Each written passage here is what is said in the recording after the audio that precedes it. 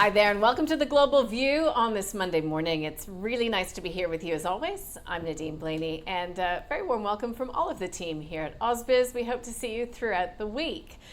Look, we are expecting to see a lift at the open after Friday's rally on Wall Street pushed the S&P and Dow to fresh record highs. The Nasdaq led the gains in percentage terms, with AI stocks in favor once again. But it was a broad-based rally, which also saw the small-cap Russell 2000 hitting an all-time high. So the best performers on the Nasdaq: Intel, Lam Research, and ASML. On the S&P, SanDisk, Builders First Source, and Intel as well. It was sentiment around the U.S. jobs market that inspired the risk-on rally to a large degree. The non-farm report showed a cooling in the jobs market, but it wasn't dire. The U.S. economy added 50,000 jobs in December, even as annual wage inflation rose. Now, the jobless rate did contract more than expected to 4.4%, but economists say much of that was likely because of a dip in the participation rate.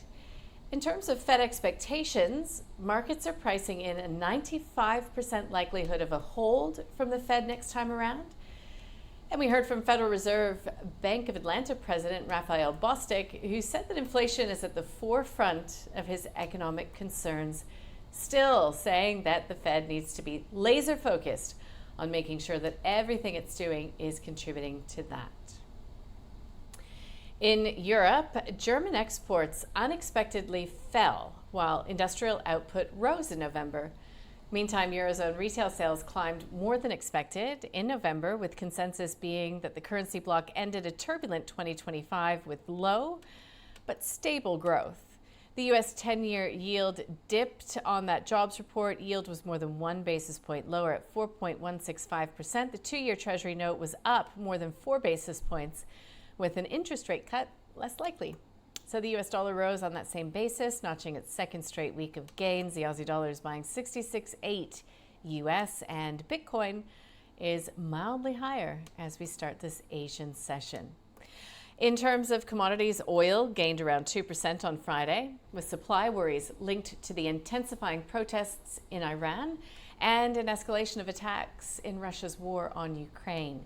The U.S. president met with oil execs, telling them to invest as much as $100 billion in Venezuela to expand its production. Gold prices rose on Friday as investors weighed weaker than expected U.S. payrolls data, along with broader policy and geopolitical uncertainty. Spot gold was up by 0.5% to $4,496.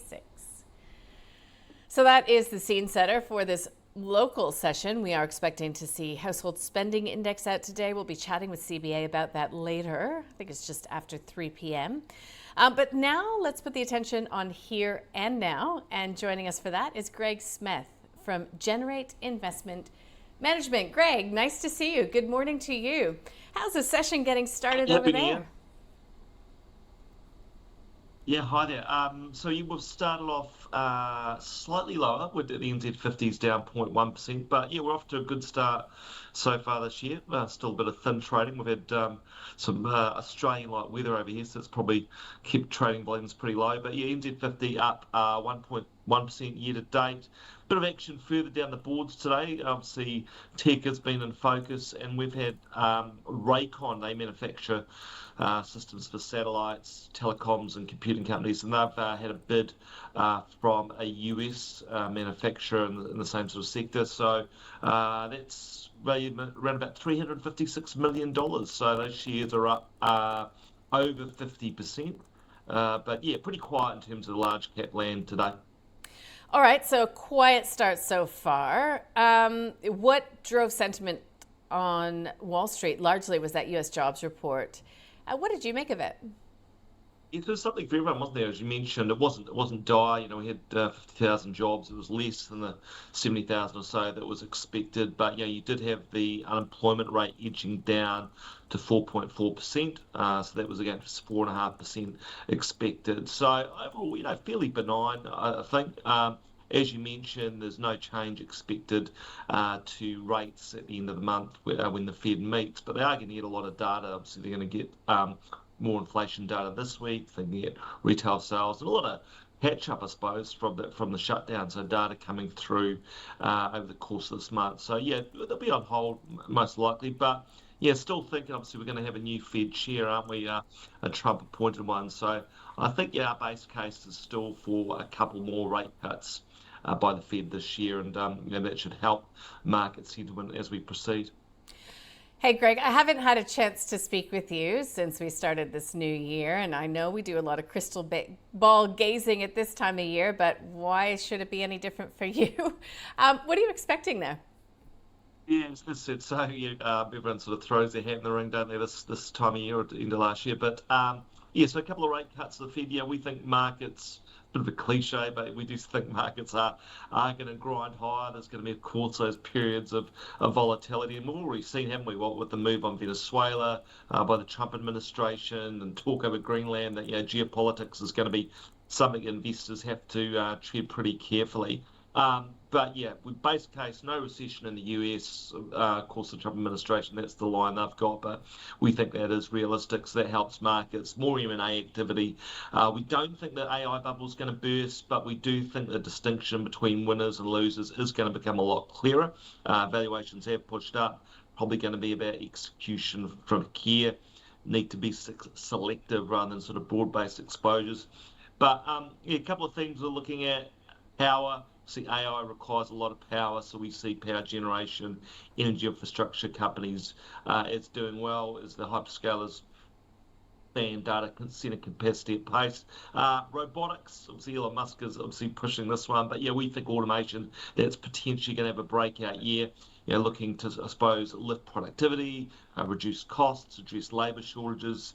And outside of technology, although it's sort of related to technology, is waste management. So, a lot of people will know this theme that global waste volumes are going to pick up with population growth, but just generally around about 70% by 2050. So we just see a move there to more efficient recycling solutions, but also waste to energy solutions that ties a little bit in.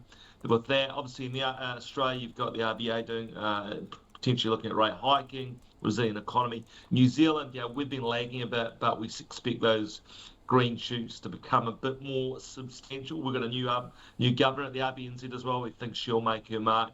But we see a bit of catch up for Australasian markets, including New Zealand. So expect record highs this year as well. So pretty positive as we enter a new year for us. Yeah, okay. So one thing that you mentioned in there was earnings expectations. And yeah, of course, we're going to be looking at AI and the impact there, be it on workforces, be it on spending. But as well, this week, we've got the US quarterlies kicking off with the big banks. And look, we're expecting the investment banking, parts of the banks to really help drive results with IPOs picking up, with deal making being done. What are you looking for?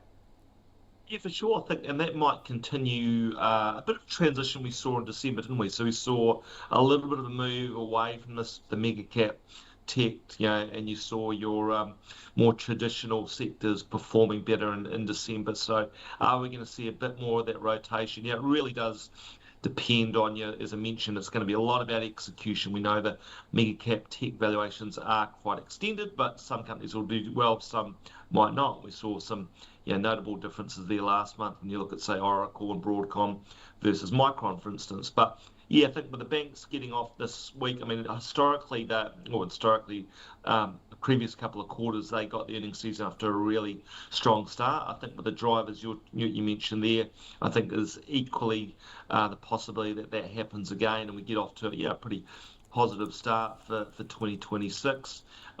Overall expectations for the earnings season are quite strong. So we're looking at growth forecasts for earnings for the S&P 500 of around about over 8%, around about 8.3, I think is the medium. So that's ahead of the previous quarter. That will be the 10th consecutive quarter of growth. So I suppose you could say expectations are quite high. That always leaves the possibility for I suppose disappointment. So as always, things are going to be in focus. I would expect though that the banks do get us off to a pretty good start. I think we've got some interesting results out there from TSMC and of course Delta as well.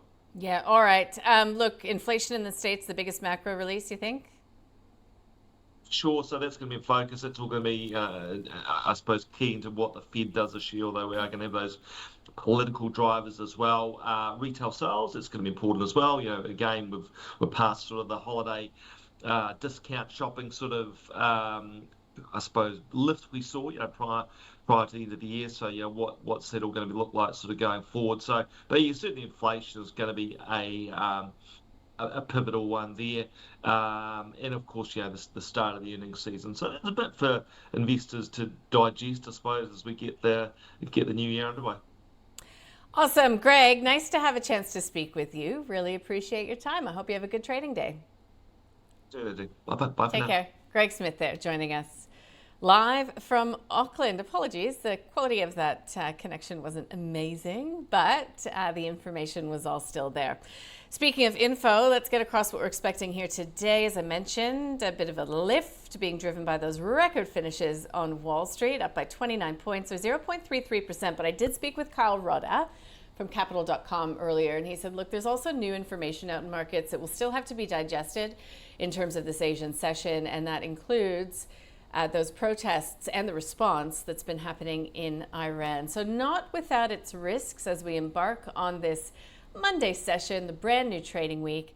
We saw a slight decline in market performance over the 5 trading days last week. So we'll see. We've got commodities working in our favor, largely speaking. Stay with us. I'll bring you through the open next.